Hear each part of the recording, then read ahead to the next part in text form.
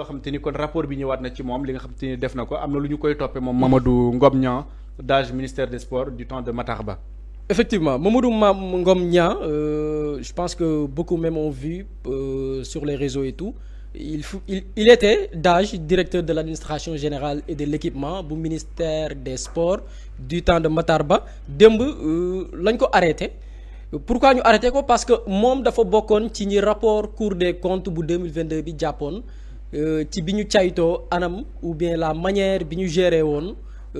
xaalisu Covid parce que comme vous le savez bi pandémie bi ñëwee Sénégal on a vu que beaucoup de secteurs dañu affecté wu à part domaine santé bi plusieurs secteurs dañu am ay jafe-jafe activités yi dematul amatuñ ay rentrée de fonds donc dañuy affecté wu du ñu mën a mener leurs activités pour pouvoir rentabiliser ou bien am ressource pour mën a fonctionner correctement sport ci la bokkoon ñu jëloon xaalis bu bari lu toll ci 402 millions pour subventionner ko dimbalee ko les fédérations et les associations sportives mbootaay yi nga xam ni dañuy yëngu ci domaine tàggat yaram période boobu comme je l'ai expliqué Mamadou Ngom Niang moo nekkoon DAGE ministère des sports et à cette époque Matar Ba moo ko jiite woon mu amoon xaalis bu ñu séddale ay fédération sénégalaise de football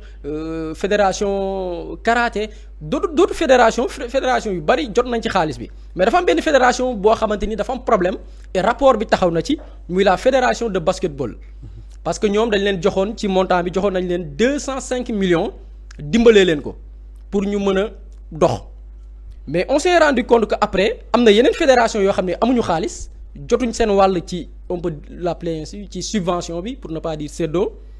ñu ne fédération de basket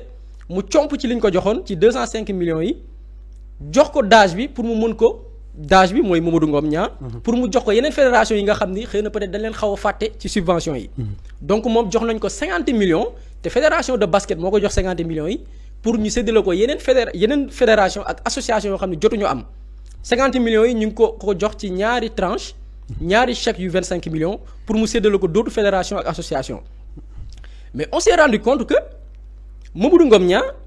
50 millions lañ ko jox pour mu séddale ko ay fédération mais bi ñu defee le rapport 190 millions la ne la séddale alors que 50 millions kese lañ ko ne mu séddale ko ay fédération mais bi ñu listé li mu séddale c'est 190 millions c'est-à-dire que am na benn gabu 140 millions yoo xam ni fan la ko jëlee ak naka la ko séddalee parce que 50 millions kese lañ ko waxoon mu séddale moom mu séddale 190 millions plus de 140 millions yoo xam ne nii daf ko séddale ci lu jaarul yoon maintenant bi enquêteurs yi gisee loolu ils se sont posé la question léegi 140 millions yi fu mu jógee sans doute léegi ci la ñu def des investigations gis ni dafa amoon 146 millions yoo xam ni mi ngi doon nelaw parce que dafa amoon xaalis bu ministère des sports waroon rembourser fédération de basket parce que comme vous le savez les fédérations parfois mën nañ fonctionner sur fonds propres état du gaaw génnee xaalis parfois dafay xaw a yéex ñoom fédération yi mën nañ génne ci seeni caisse di def des paiements donc par la suite état bu décaissé via trésor public ñu rembourser leen seen xaalis donc dafa amoon xaalis bu état waroon rembourser fédération sénégalaise de football mu toll ci 146 millions ci biir 146 millions yi aussi mu am ci benn montant wu 85 millions boo xam ni c'est déjà là c'est très grave daf ci am 85 millions yoo xam ni fédération daf ko waroon fay FIBA c'est l'organisation bi nga xam ni moo boole les fédérations yi nekk ci àdduna oui ci basket bi donc daf ko waroon fay parce que dafa am ay droits yoo xam ni fédération yi dañ ko war a fay FIBA donc ci 146 millions yooyu noonu ministère des sports waroon jox fédération de basketball daf ci am montant boo xam ni Sénégal daf ko waroon fay FIBA parce que si vous vous rappelez en 2014 fédération de basket FIBA naroon na ko sanctionner naroon na ko suspendre parce que dafa amoon ay droits yu mu waroon fay ay amende am na ay amende yu mu waroon fay not lié sur des fraudes sur l'âge ay joueurs yu wàññi woon seen at ñu teg ci ay daan Sénégal mais aussi mu amoon montant yoo xam ni Sénégal fay ko woon parce que dafa am cotisation yi mu waroon def au niveau de la FIBA te fédération de basket defu ko ba Sénégal ñu naroon ko sanctionner en 2014 ba ni du participer ci mondial bu basket bi donc pour vous expliquer ampleur ou bien dayo li nga xamante ni nii def nañ ko donc 146 millions yi waroon dem ci fédération si ay remboursement ci cotisation des droits yi mu war a fay FIBA la ñu jël ñu ne ci li ñu wax parce que c'est le DAGE même moo expliqué li nga xam ne nee na moom fa la dugal xaalis bi. mu toll ci kon 140 millions yu tegu ci 50 millions yi nga xam ne képp la waroon séddale mais biñ ko laajee loolu dafa ne c'est le DAGE qui parle ah. biñ ko laajee moom Mamadou Ngom Niang mi ñu jàpp démb dafa ni mi ngi laaj moom mooy wax ci ay kàddoom c'est pas mes propos mu ne nous sollicitons votre tolérance administrative c'est-à-dire que du tey lañ ko njëkk a entendre. njëkkoon nañ ko déglu jamono bi ñuy defee bi ñuy def rapport Covid bi ci subvention yi ñu séddale woon mu ne nous sollicitons votre tolérance administrative mi ngi ñaan njéggal boobu jamonoy Macky Sall mais jamono yooyu on savait amul poursuite amul suite amul dara maintenant beneen fait bi nit ñi nemmeeku mooy li mu def xaalis boobu noonu montant yooyu noonu. mu soulevé mu toll ci 190 millions yoo xam ne ni mais am na ci sax yeneen yoo xam ne on l'a pas cité mais bu ñu jëlee sur ce cas précis les enquêteurs dañu trouver ay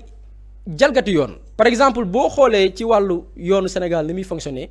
dafa am un règlement bu ñu benn règlement bu ñu wooyee le règlement général sur la comptabilité publique c'est-à-dire que xaalisu sénégalais yi li nga xam ne ñun ñëpp a ko bokk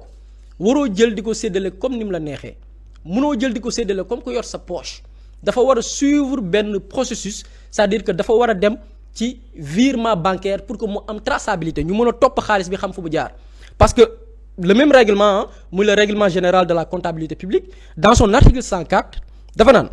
le paiement des dépenses par virement à un compte bancaire ou postal est obligatoire pour tout règlement supérieur à un montant fixé par la réglementation en vigueur c'est-à-dire que amoo droit en tant que kuy liggéey ci bërëb boo xam ne état moo ko moom ngay procéder à des paiements sans que nga jaar ci ay virement bancaire dañ ne la virement bancaire c'est obligatoire parce que c'est ce qui va permettre après ñi nga xam ne ñoo war a def caytu yeeg yooyu ñu mën a topp xaalis bi fu mu jaar mu mën a am traçabilité Mamadou Ngom Niang respecté wu loolu noonu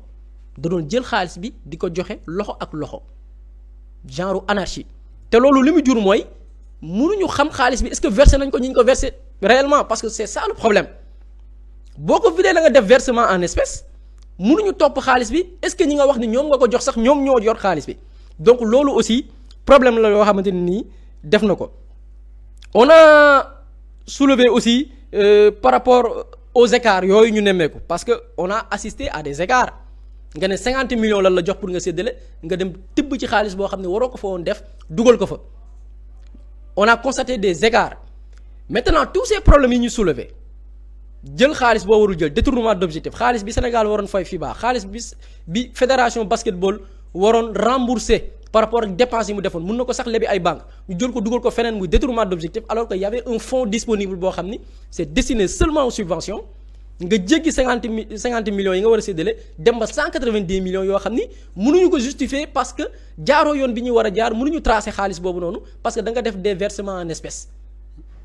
bi ñu laajee Mamadou Ngom à cette époque sûrement après les gens vont se poser la question bon ñi ngi topp les dates ñi ngi topp des artistes peut-être après di nga ñëw ci benn cas muy le cas de Baba Amdi di nga ci ñëw après mais après qu'en est-il des ministres yi nga xam ne ñoo nekkoon jamono ñooju ci kilifteefu ñooñu noonu doon def jëf yooyu parce que Mamadou Ngom Niang bi ñu ko laajee léegi lii nga def irrégularité yi nga def nii yëpp na nga ko defee pourquoi il a dit que il a agi sur instruction du ministre des sports daf ko def ci ndigalu ministre bi fi nekkoon di gérer wàllu tàggat yaram et si on se souvient jamono yooyu c'est Matar Ba qui était ministre des sports daf ko def ci ndigalu Matar Ba donc là des questions vont être posées seront mises sur la table c'est-à-dire que tey on parle des ministres comme je l'ai dit tantôt les gens vont se poser la question qu'en est-il des ministres donc ministres yi sûrement après parce que on parle de Mansour Faye tout le temps parce que moom moo géré ministère bi jëmoon ci séddale ceeb yeeg yooyu noonu mais ay Matar Ba ñooñu après peut-être haute cour de justice moo leen di àtte tey peut-être mënuñu leen woo à cet instant même mais par rapport ak li ñu leen di citer parce que ces gens-là j'en suis sûr et certain que ils vont pas accepter de tomber seuls bu dee la leen war a jàpp du ñu nangu ñoom nekk nagu sarax yi nga xam ni ñoom la ñuy jàpp. déjà moom mu ngi wax sax ni moom il a agi sous les ordres de Matar Ba. Donc Matar Ba lui aussi sûrement il va rendre compte ci haute cour de justice bi nga xam ne moo war a àtte ministère yi war a rendre compte ces ministres là donc actuellement loolu la ñuy xaarandiku en tout cas arrestation yi tàmbali na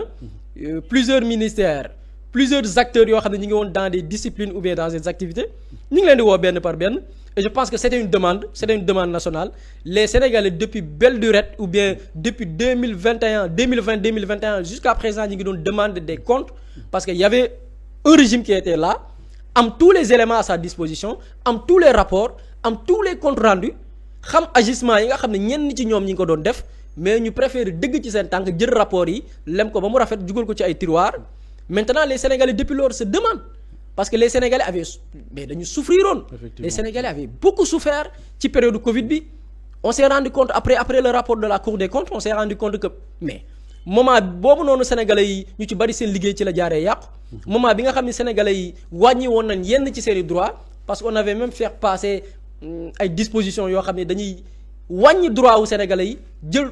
lépp luy pouvoir jox ko le président de la République mu mën di agir comme ni mu ko neexee parce que nee nañ Sénégal dafa nekk ci benn crise bu xam ne nii dafa jéggi dayoo on parlait même de guerre. Effectivement. ndekete au même moment des gens se permettaient d'agir di utiliser xaalis bi nga xam ne sax priorité bi yaa ngi koy wax sànq dafa waroon nekk ci wàllu wér-gu-yaram mais on s'est rendu compte que xaalis bi ci yeneen la dem ci yeneen i biir et je pense que lii ñu jugtee demande nationale la woon les Sénégalais avaient besoin de savoir kan moo laale ci mbir yi ak yan topp lañ ci war a def. Effectivement damay rebondir rek par rapport ak fi nga daaneele noonu. parce que dañu ne woon nous sommes en guerre maa ngi doon tooñ gars yi jamono boobu noonu sax ci benn étude de discours bu ma doon def di comparer.